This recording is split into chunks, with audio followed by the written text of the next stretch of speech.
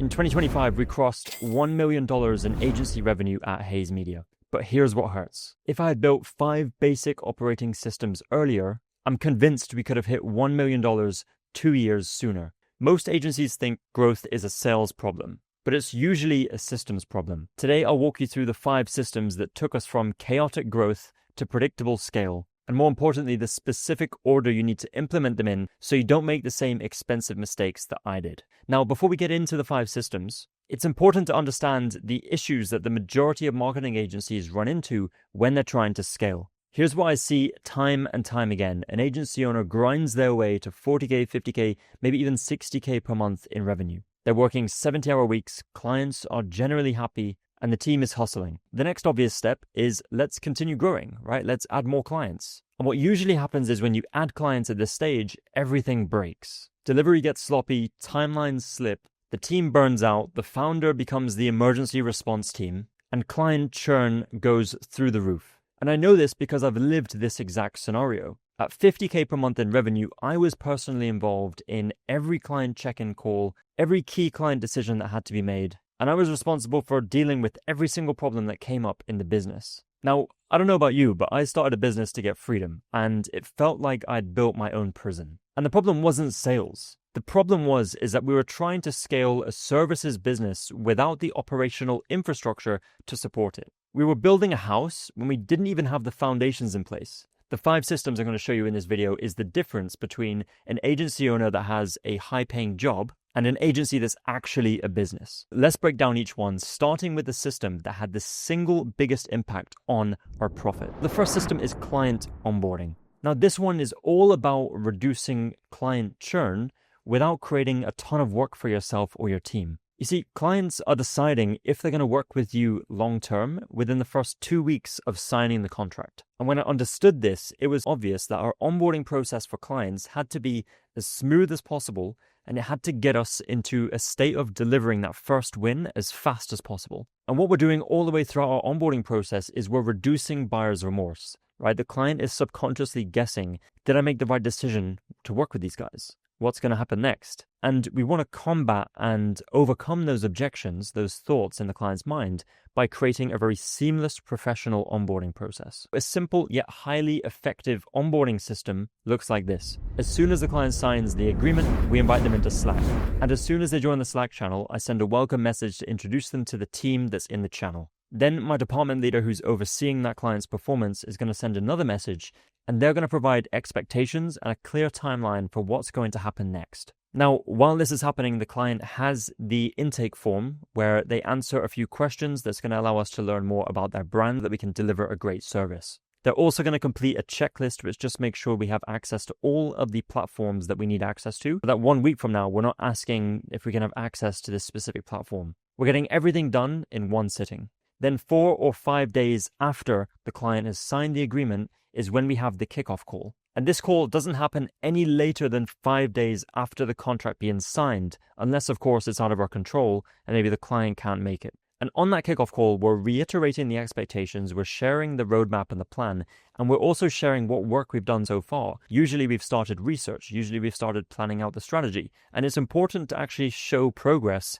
fast. Right? Because like I was saying earlier, it helps reduce buyer's remorse and it reinforces that the client has made a good decision to work with us. Now, after that call is finished and another few days go by, 7 to 10 days after them signing that contract, we are sharing more progress updates. And this could be as simple as a message in Slack to update the client on what we've been working on and how the progress is going with rolling out the roadmap. Now, from then onwards, we continue with the work, we continue updating the client every now and then in Slack, and then we have our weekly check-in calls with the client to make sure that they're fully in the loop. And the bottom line with all this is if you nail onboarding, client retention gets much easier. Let's talk about system number 2, which is remote team accountability. Remote work is great, right? You can hire from anywhere in the world, your team has a lot of flexibility, you can hire people across a bunch of different time zones, but most agencies fail to hold their team accountable in a very effective way. And usually the approach falls into one of 2 camps on either ends of the extreme. The first approach is a trust and hope,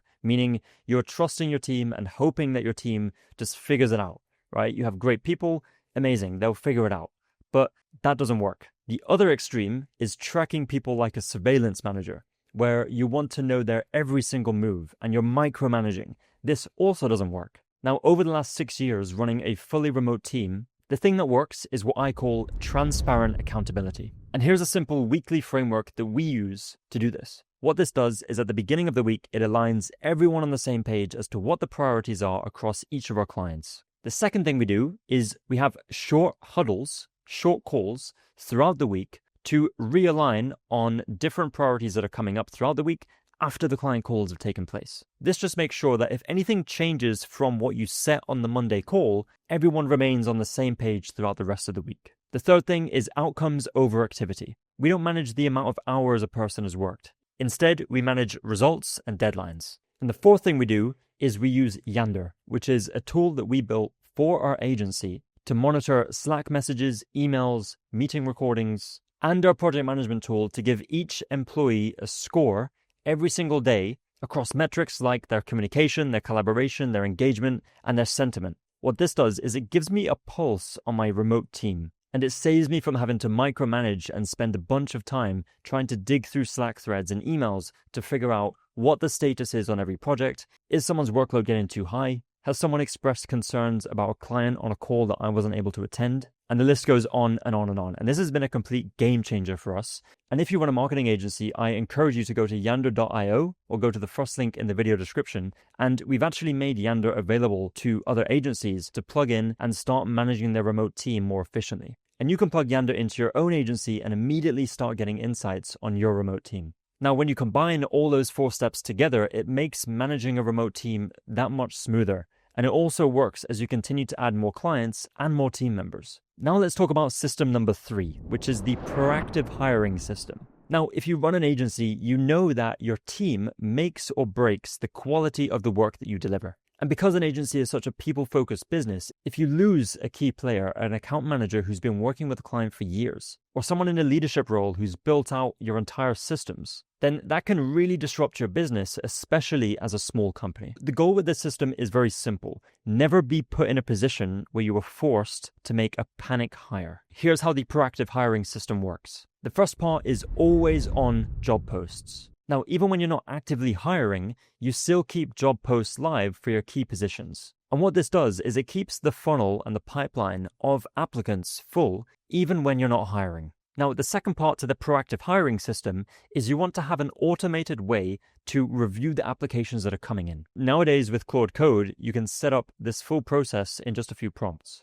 The main thing you want to do here is you want to set some clear criteria that you're looking for different positions that applicants are applying for. What this does is it helps you filter through a bunch of applications without having to spend hours going through each one. Then the third step to this proactive hiring system is you or one of your leaders, you spend 30 minutes to an hour every single week reviewing the applications and then setting short interviews with the candidates that look promising. The fourth step is to actually go ahead and have those interviews. Now, these can be short 15-minute conversations. And be transparent with the candidate that you're speaking to say, hey, we're not actively filling this role right now, but we are looking to fill this potentially in the next few weeks or months. And what this system does is it protects your downside. If someone leaves your company unexpectedly, you have a pipeline of applicants that are ready to come into your company and ready to be onboarded. And on the flip side of this, it also helps when you're ready to scale. Because if you're adding more clients and you need more team members to support that scale, again, you already have these applicants ready to go. Now let's talk about system number 4, which is SOPs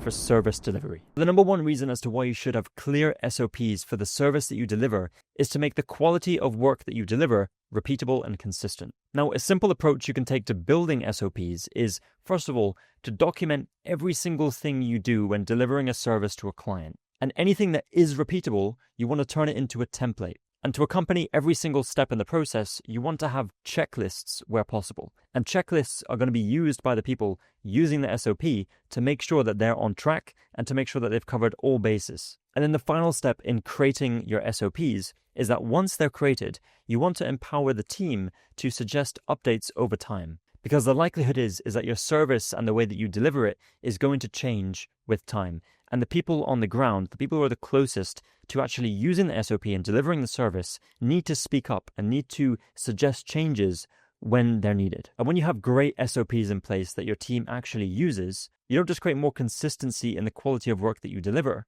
but you also reduce the number of mistakes that happen. You also make it easier for new hires to onboard and ramp up in the company. Now let's talk about the final system number 5, retention mechanisms. At my agency, Hayes Media, we've been able to retain clients for over 5 years. And how we've been able to do that comes down to 4 retention mechanisms that you can build today. The first is proactive strategy and updates. Let's just say you hit a milestone or you deliver a first bit of work. You don't wait for the client to ask what's next. Instead, you and your team are being proactive to set the next step, to set the expectations, to put a new strategy together. Whatever it is that you need to do to set the next steps with the client, you do that proactively and you don't wait for the client to reach out to you and ask. The second retention mechanism is results over time. And what I mean by this is that you're not just showing reports as to, hey, this is what we did this month. Hey, this is what we did this week. Of course, it is important to show that. But what you also want to do is you also want to compare where you are now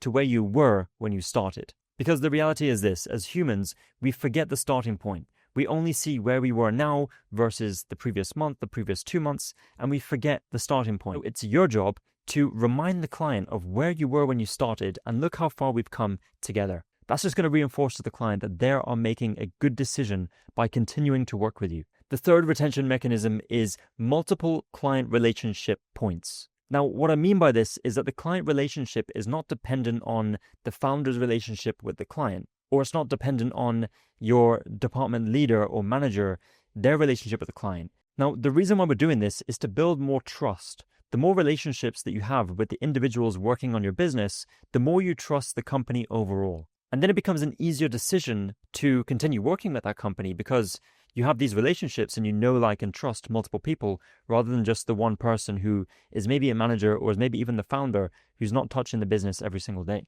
The fourth retention mechanism is that renewal conversations must start early. Now, if you're delivering a service where your contract doesn't roll month to month and it has a specific end date, you want to have that renewal conversation with a client either just after a big win that you've had together or 30 days before the renewal date is coming. Why 30 days? It just gives you enough time for negotiations, and it also gives you enough time to get the admin out the way, signing the contract, creating a new strategy, etc., etc. You see, if there's one thing I've learned running an agency for the past 6 years is that client retention is extreme leverage. And if you roll out these 4 retention mechanisms that I've just gone through, the likelihood is that your clients are going to stay for longer. It gives you higher client lifetime value. You're going to have more satisfied clients who are more likely to give you referrals. You're going to have better margins, and you're going to put less pressure on yourself or your sales team to be constantly selling and onboarding new clients. Those are the 5 systems to have in place if you want to scale your agency. Now, you might be thinking,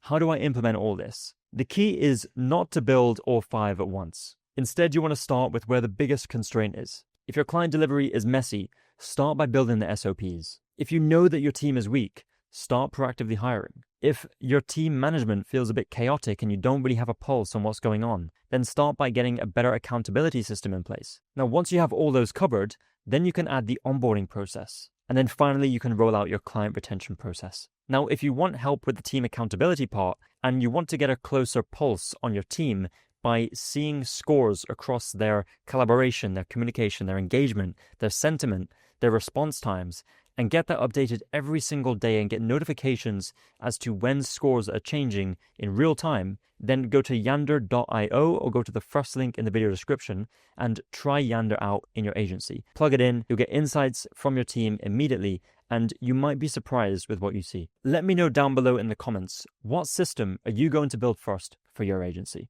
And if you want more insights on how I'm scaling my agency, then be sure to hit the subscribe button, and I will see you in the next video.